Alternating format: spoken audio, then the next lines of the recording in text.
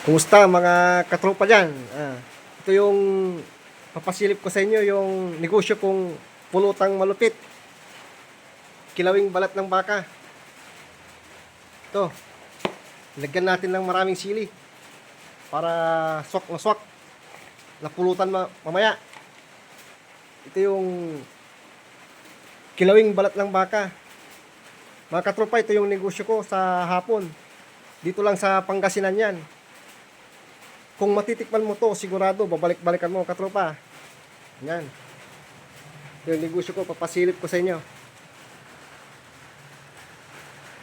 Sa mga hindi pa nakatikim nito, pag natikman nyo, ito yung the best na pulutan dito ngayon. Nasa 60 kilos tong titimplahin natin ngayon. Nilagyan natin ng maraming sili. Yan.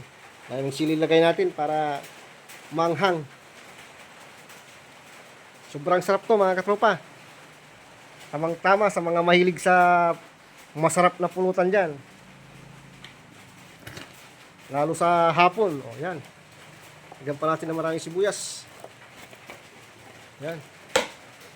Ito. Masarap to. Sobrang lambot to mga katropa. Pag natikman mo to, babalik-balikan mo to. Ito yung negosyo ko pala ngayon mga katropa na binild ko rin. Mahigit 10 taon ko na itong negosyo. Kaya sa ngayon, medyo marami na ang tinitimpla ko kasi medyo lumalawak din ang pinagtitindahan natin. Dumadami din yung mga customer natin kaya medyo dinadamihan ko na. Dati nag-umpisa lang to, mga 5 kilo lang yung tinitimpla ko. Ngayon, umabot na rin ng 60 kilos siya. Kaya, katropa, pag nakita mo to, natikman mo to, hanap-hanapin mo to. Lalo sa mga mahilig sa alak dyan.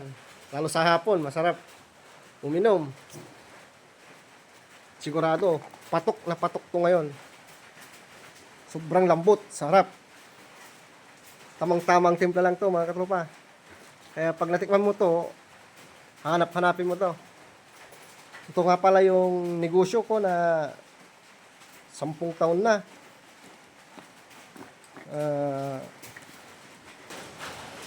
Sa mga naghanap ng negosyo, ito nga pala yung isang produkto na sinasabi ko mga kasusyo. Isang produkto lang ang tinitinda ko. Pero sigurado ako kahit isang piraso lang ang tinitinda ko,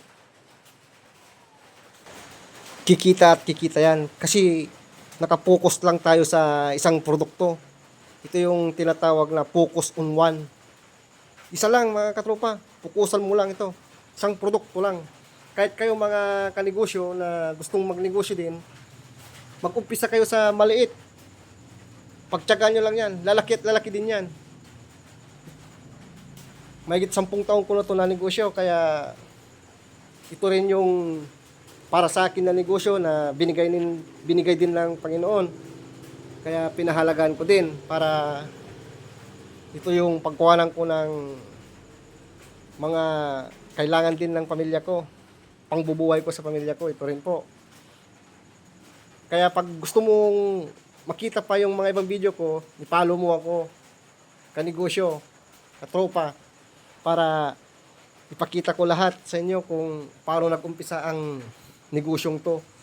Pulutang malupit, kilawing balat ng baka po. Yan, daming sili. Sili ang kailangan para masarap to maya. Follow mo ako mga katropa. Papakita ko pa yung iba para mapanood mo at masubaybayan kung paano ko sinimulan ang negosyong to. Maraming salamat.